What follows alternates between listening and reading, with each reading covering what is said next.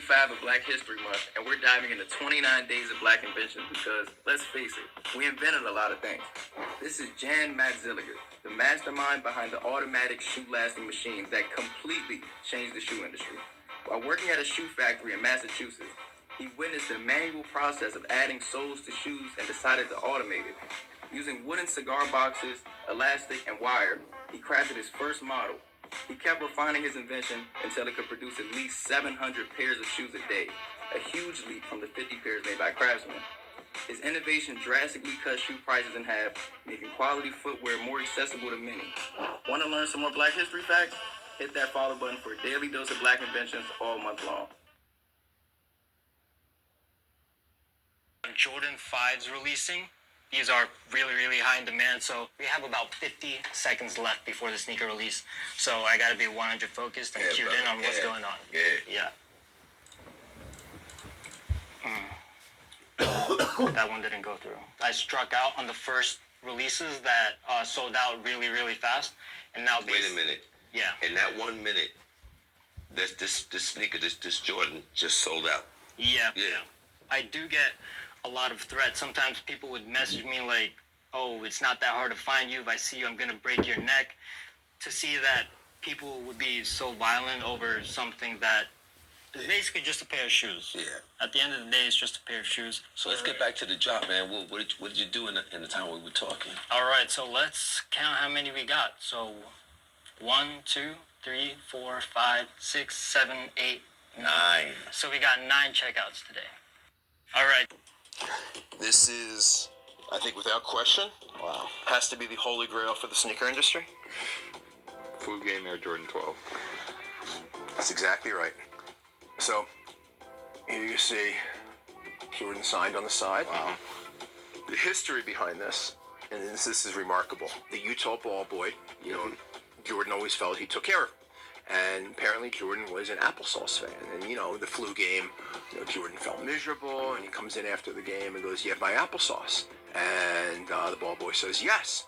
And this says, okay. Then Jordan says, okay, fine. Then I promised you these, and you're going to have these. So the ball boy had, again, this is 1997, and the ball boy had the foresight to take a picture of Jordan taking the shoes off, signing them, and handing them to him. Lines have intrigued many, and theories abound about their meaning. Here are some explanations. Celebration and tradition.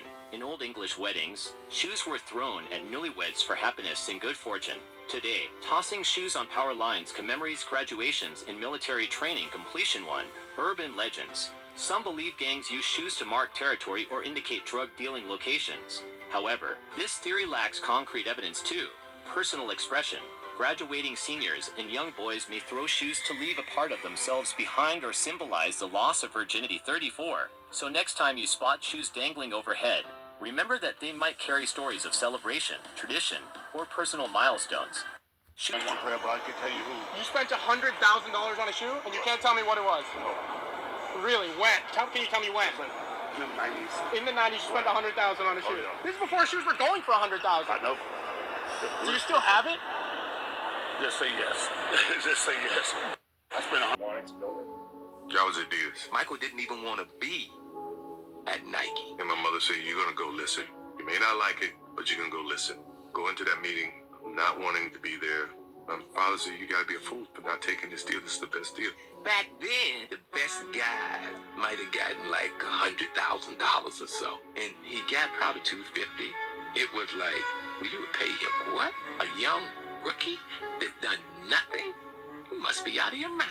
When I negotiated the Nike deal, I said to him, you're a small company, and if you want Michael Jordan, he's got to have his own shoe line. And obviously, Michael played in the air. I said, okay, I got it. We're going to call it Air Jordan. And Jordan, that got a pretty good ring to it. Nike's expectation when we signed the deal, they hoped to sell $3 million worth of Air Jordans. In year one, we sold $126 million.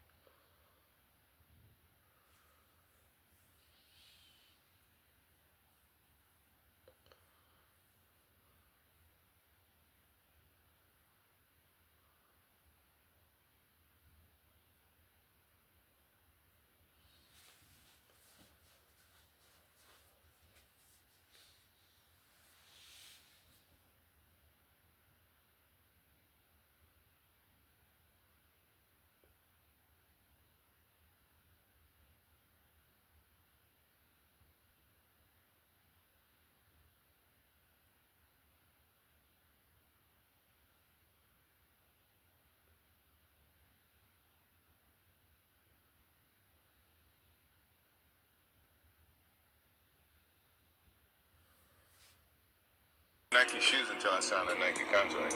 All through college, we wore Converse. And up to that point, my favorite shoe was Adidas shoe. Once I went through the presentation with Nike, they really made a grave effort of trying to have me have my input on the shoes, design any shoes that I wanted to wear. But then I was very loyal. I went back to Adidas, the Adidas contract that I had, and said, look, this is the Nike contract. If you come anywhere close, I'll sign with you guys. Give me hands something. down. Just anywhere close to what they were putting on the table. But at that time, Adidas was a European brand product that they didn't really make a strong push for the States, and they didn't feel like it was worth it. I never... 1,200 on each. These 5K. 5K. The monsters I'm doing as a pack. Yep. You take all 4 for 6K. Got you. And then this is 37. Pre-owned used. 37. So you're at 20 bands on the dot. Would you do 10?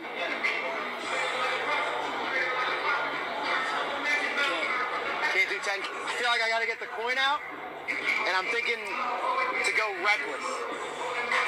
You said you want all my money? 30K or free? Take my whole bag. Just take the whole fucking thing. I'm scared. Hang loose, brother. Come on. I'm calling it. What are we doing? 30K? Fucking flip that thing, bro. Heads!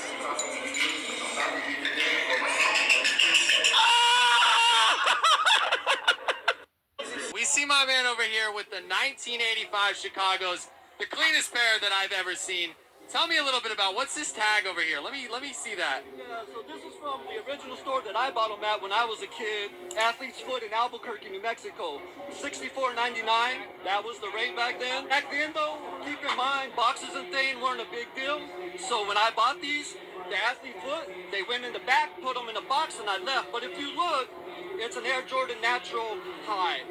These are the Air Jordan 1, black, red. But the box doesn't match, but it's the original box, the original tag, the original shoe. Now understand, I bought these to play for my basketball team, which was red, black, and white. I thought it would be cool. I took them to practice, and my coach said, too flashy, you can't wear them.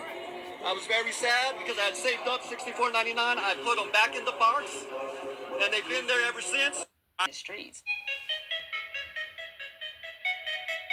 In the mid-1980s, 82, 83, I guess, Nike was going to finally sign a pro player that was going to be a signature shoe, which was a new term at that time. And it was a very good draft class at 1984, a very good draft class. And it came down to selecting somebody. So they asked me, what do I do? And I just said, give it to the kid. If you're going to name a shoe after a high flyer, how the hell can you give it 2 or 3? There's only one chief. I said, give it all to Jordan. He has what you want. Jordan to Jordan, spreads out on him. Good coverage defensively. Still hit it. Oh, what presence of mind. It's amazing what the freshman can do. Nike's executives decided to plow their entire budget into this young Michael Jordan who had never played an NBA game. You know, these conversations of Jordan getting his own shoe came his rookie year. But they waited before they actually launched it. And the lead up to that was beautiful because what they did is put the shoes on Jordan so you could see him playing. The first time he wore the shoes, he wore them in New York at an exhibition game, a preseason game. But they're out doing their warm-up drills, and all of a sudden, there's a bunch of kids start gathering, and they're all pointing at his shoes. David Falk happens to be sitting in the arena, and he wants to know what all this is about. What's going on here? And they tell him, oh, Jordan's got on these crazy shoes, and sure enough, the shoes get banned. At that time, David Stern, who was head of the NBA, had a rule that only white footwear was allowed on the court. Stern saw these shoes and said, that's against the rules, you can't do it. We told Michael and Nike that whatever shoe he was wearing didn't conform, so would they please change it? And Rob said, so what are you going to do, fine him? Go ahead and fine him. Nike will cover him.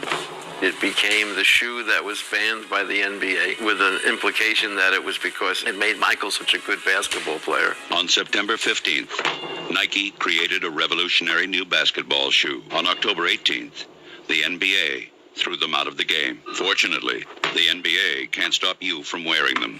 They gave Nike the best publicity ever when they banned the Air Jordan, which only made them hotter in the street. There's no question the fact that the shoes were banned helped to sell the shoes. Kids like that stuff, particularly the inner city kid. He loves that stuff. I'm wearing something I'm not supposed to be wearing. Perfect. Couldn't be better. And all of a sudden, overnight, it was just like everybody wanted them. They were being sold on the street corners for hundreds of dollars. The first time we showed Foot Locker, for example, which is the biggest retailer in America, they only wanted 5,000 pairs for all their stores. Within a week, they called and wanted 150,000 pairs. The shoes were anti-establishment. You know what I'm saying? So the hood is anti-establishment. It's almost like it were made to be for each other. The band helped, no question about it. I mean, Rob Strasser wrote David a thank you note. And as Rob was leaving his office, he said, I have one thing to ask that you do. And Rob turns around and says, what? Can you send me a pair of the band shoes? My son wants them. He thinks I'm a jerk. The Air Jordan was something that kind of transcended all these different borders that hadn't really been transcended before. The fact that it comes out after he plays in the All-Star game, after he's in his first dunk contest, by the time that shoe finally hit the market, they were just gone. I think we sold over 1 million pairs of shoes in 1 year, which is, in those days, was a lot. It wasn't started slowly and built to a big fire. It started as a giant fire. I mean, it was a big fire from day one. Huge crowds, but one of them is Foot Locker. From the newest Jordans and Adidas Yeezys to the more recently coveted New Balances and Crocs, sneakers saw an unprecedented growth in 2020 and beyond. Sneakers are a massive global industry set to jump over the $100 billion mark in a few years. Foot Locker is a mall staple, where the staff are dressed like referees and shoppers line up for the latest sneaker releases from Nike, Adidas, and New Balance. It also sells a variety of athletic apparel, everything from track pants and hoodies to basketball jerseys. In the fourth quarter of 2021, Foot Locker had sales of $2.3 billion, almost 7% higher than a year earlier. Retail's a game that starts new every day, right? So you have to win a customer every day. You have to win that relationship back and make sure that you're the first place that they want to go and shop. So our visual merchandising, our digital merchandising, our merchandise selection and assortments, the creation of our private label brands. Those are all things that we're working on, working really hard on, but we have to continue to evolve. The e-commerce side has seen strong growth as well. In 2021, Foot Locker digital sales reached over $2 billion, representing 28% of the company's total sales. However, the sneaker chain is facing mounting headwinds, not only from other brick-and-mortar sporting goods stores, but also from leading athletic brands like Nike, who are expanding their direct-to-consumer platforms. In February 2022, Foot Locker's stock plummeted almost 30% after it announced it was cutting back on its purchase of Nike goods and diversifying its offerings. The company said by the fourth quarter of 2022, it hopes not to have a single vendor represent more than 55% of its total supplier spend. In fiscal year 2020, about 75% of all merchandise purchased at Foot Locker came from Nike. The company is also reinvigorating its brick-and-mortar operations by making moves out of the mall, rolling out about 300 power stores over the next 3 years, with the hope of reaching customers where they live. Power stores are typically 4 times the size of its standard mall-based stores. With the digital world's rapid growth and many brick-and-mortar businesses struggling to stay afloat, the question remains, can Foot Locker survive the digital age of sneakers? Nike. We all know it dominates the shoe market. The company owns 38% of the total market share, and it's outpaced competitors for years. But with Nike.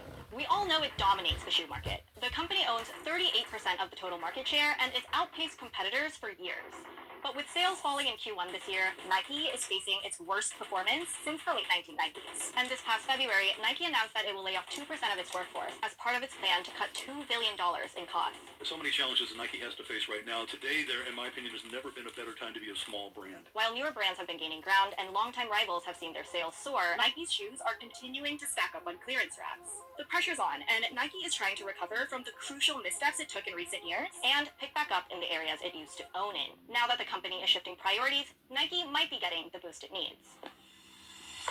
Let's first take a step back and identify one of the biggest factors that led to Nike's current state. During a management shakeup in early 2020, Nike bid adieu to veteran CEO Mark Parker, who started at Nike as a footwear designer in 1979. Under his 16-year leadership, Parker led the company through some of its biggest wins. But when Nike announced John Donahoe would replace him as the company's fourth ever CEO, the company entered a new era. Donahoe's background was quite different from Parker's. A lot of his experience came from leading tech companies. He and other new management members played a big part in advancing Nike's consumer direct acceleration strategy in 2017. This prompted Nike to drastically shift focus in its business model, including a big emphasis on direct-to-consumer channels. You see, back in 2019, Nike saw a lot of growth in e-commerce. By the end of that fiscal year, its sneakers app doubled its number of monthly active users, and sales on the app accounted for roughly 20% of Nike's digital business, which put Nike in a good strategic position when the pandemic hit, and e-commerce became key for many companies' survival. At this point, Donahoe doubled down on the company's ongoing initiatives, and in one earnings call, Donahoe said, "The consumer today is digitally grounded and simply will not revert back.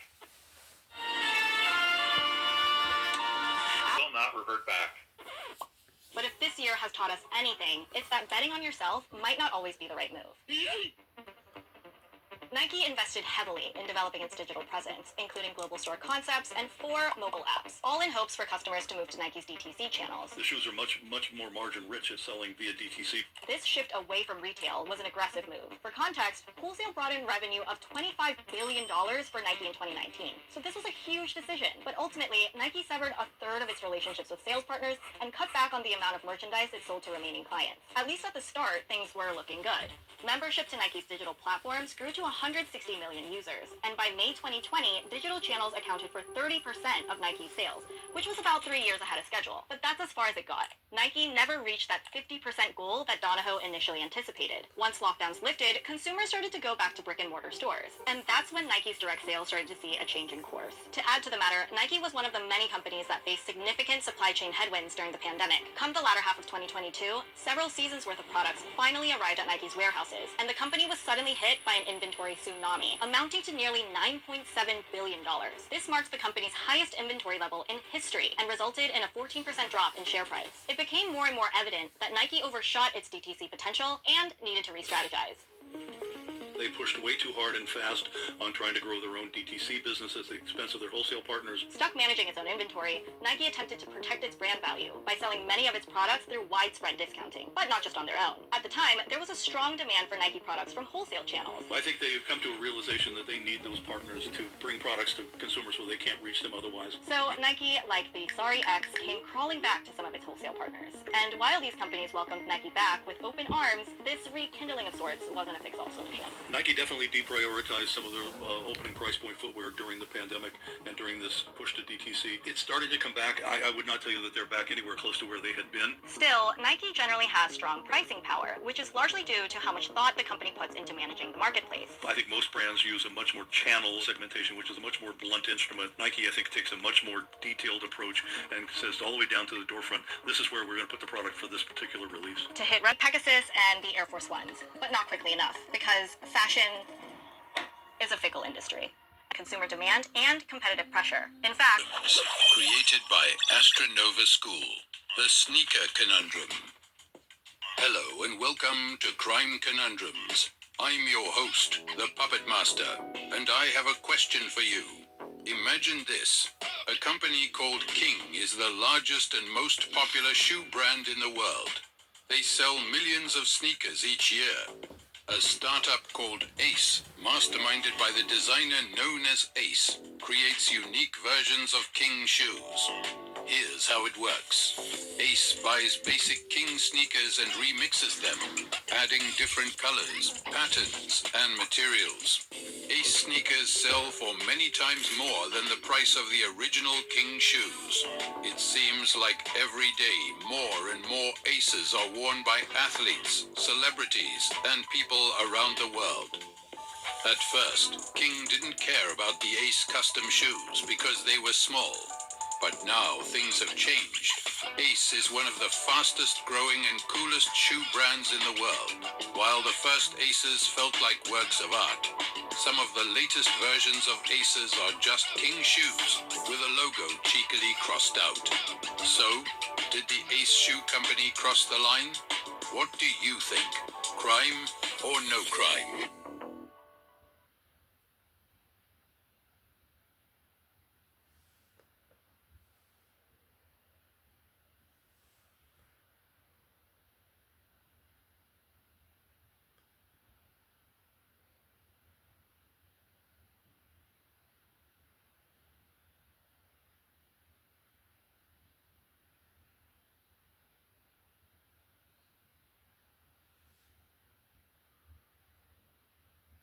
much this busted pair of sneakers sold for and why. Today I wanted to talk about the most expensive sneakers to ever be sold. Okay, first up is an Air Jordan 1 from the 80s. So this particular pair was worn by Michael Jordan in an exhibition game in Italy. And what makes these so special is when Michael Jordan dunked in these sneakers, he completely shattered the backboard, and this pair actually had a glass shard embedded into the sneaker. That makes these worth $615,000. And next up we have these Nike Airships that sold for $1.4 million at auction. This particular pair was worn by Michael Jordan in his 5th game ever, and the real fans know that this is what Michael Jordan wore before his official shoe release. Next up are these Air Yeezy samples. This particular sample was a one-of-one made for Kanye West in the 2008 Grammys and would showcase his new upcoming Nike sneakers. And these were sold at the Sotheby's auction for $1.8 million. And now the most expensive sneaker sale in history. This was the Dynasty collection of Michael Jordan sneakers, and all 6 of these sneakers were worn by Jordan in the playoffs. Dynasty pack sold for $8 million.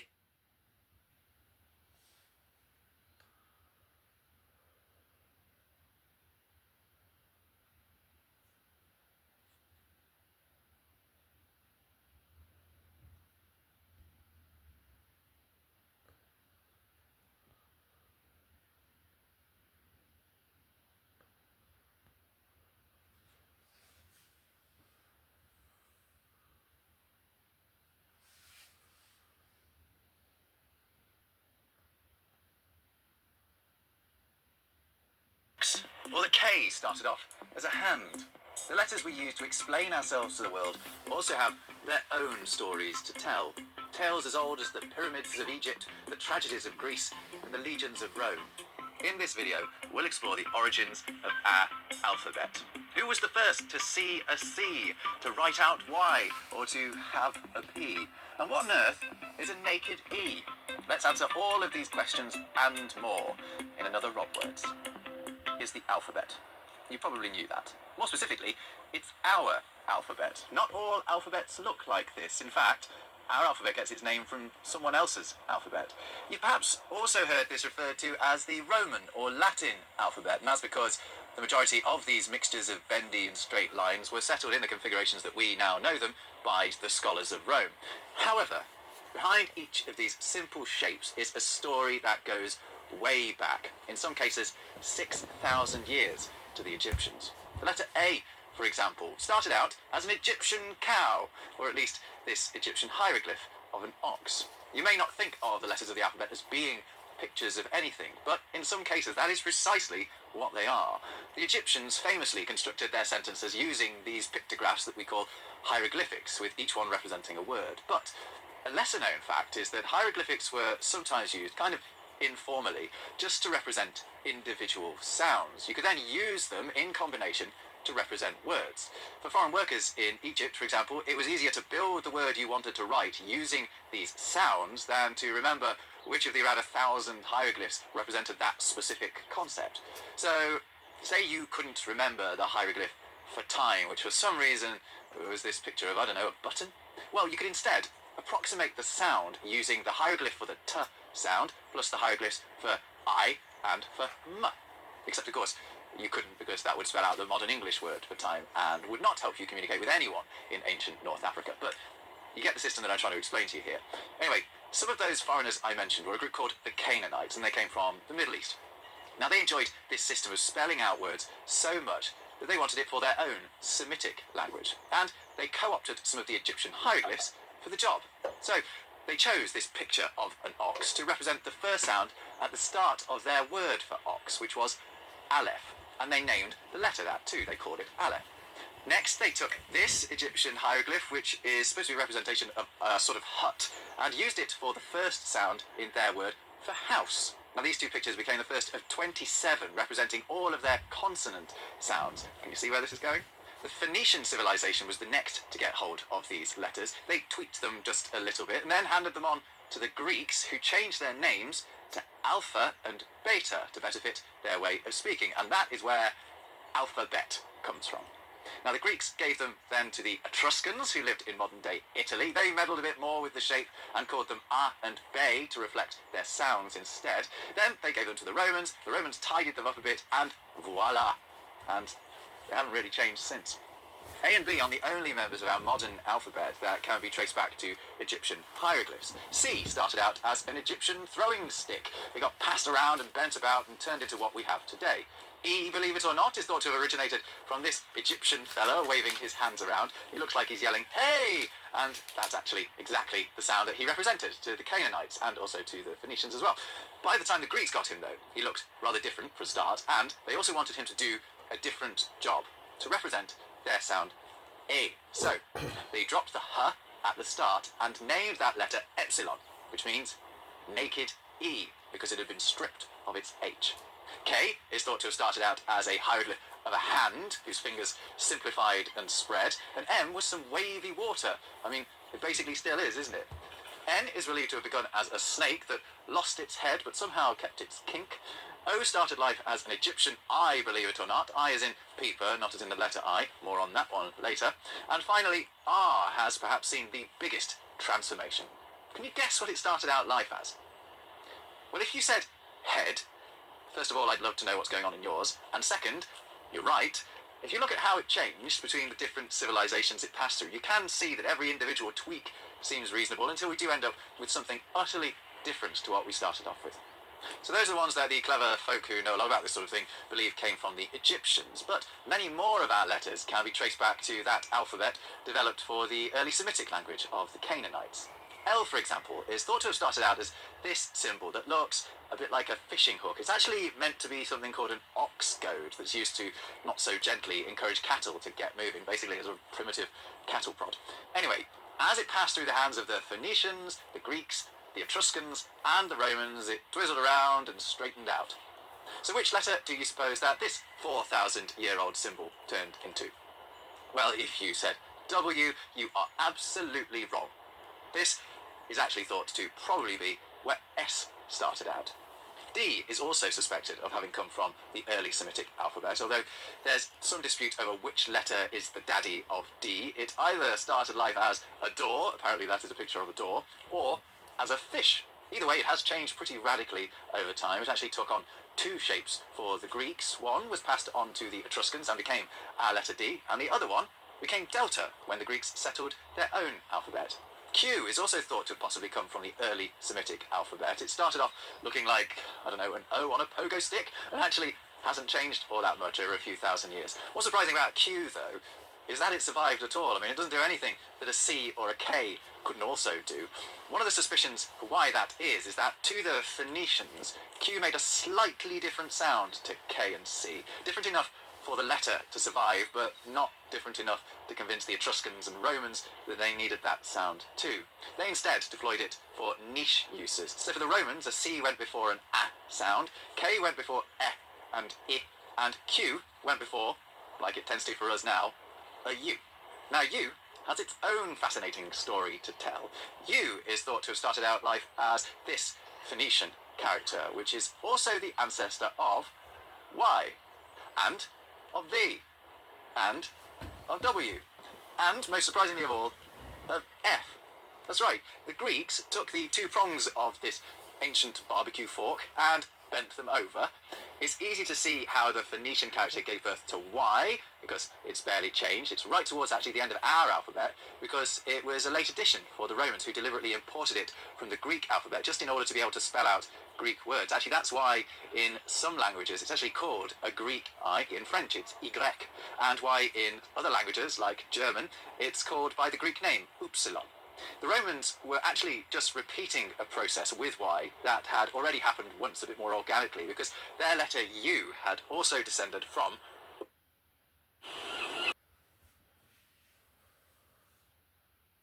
There are legends whose stories deserve to be told. Queen Muhumuza, a name that resonates with courage and leadership. Raised in the heart of Uganda, her journey was intertwined with the rich tapestry of her heritage. But there is one little-known story that stands out, a testament to her unyielding spirit. Queen Muhumuza's valor inspired her people and struck fear into her enemies. Her path was paved with challenges, but her people's welfare remained her unwavering focus. In her lifetime, Queen Muhumuza ascended to legendary status, admired as a symbol of resilience. Queen Muhumuza, a warrior queen who taught us the meaning of strength and leadership.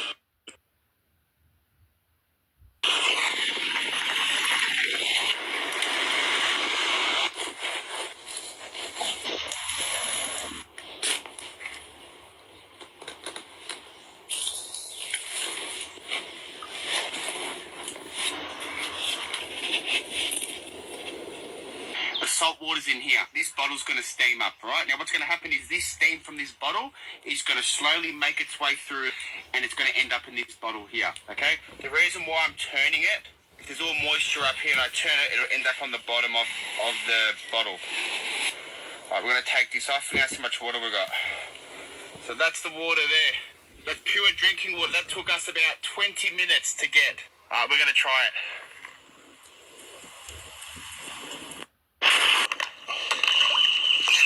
Alright, so I got a bunch of turd water in there. So what I've got here is a puree bag and some P&G purifier of water packets. I'm going to open that up. We'll put that inside the bag with the nasty water. So now we want to fold this and seal it with this. Slosh it around, mix it in real good for 5 minutes. Then after 5 minutes, you need to hang it up for 30 minutes. Wow.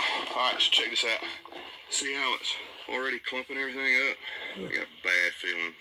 I got too much dirt in there. I want to add more product and see just how much more dirt is in here. Obviously, this is an extremely filthy freaking mud hole. Look at how much more it cleaned out with the second treatment there. Amazing product.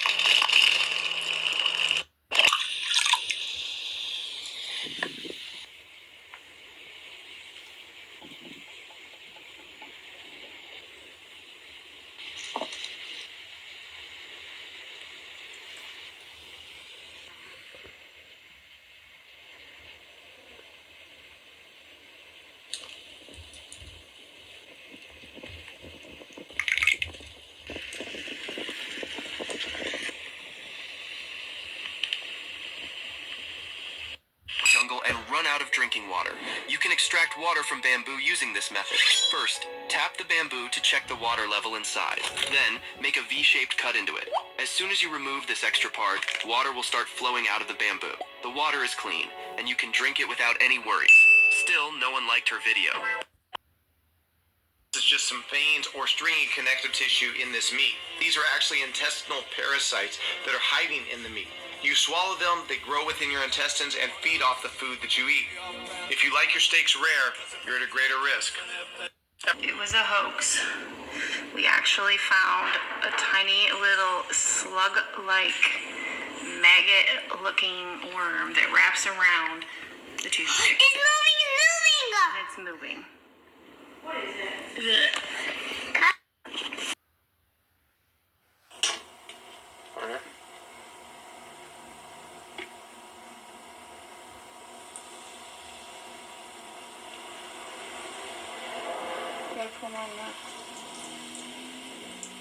Listen to that sizzling.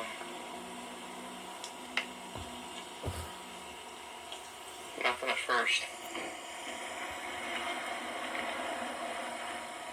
Oh my god. Are you kidding me? Why are you touching them? No. A little bit.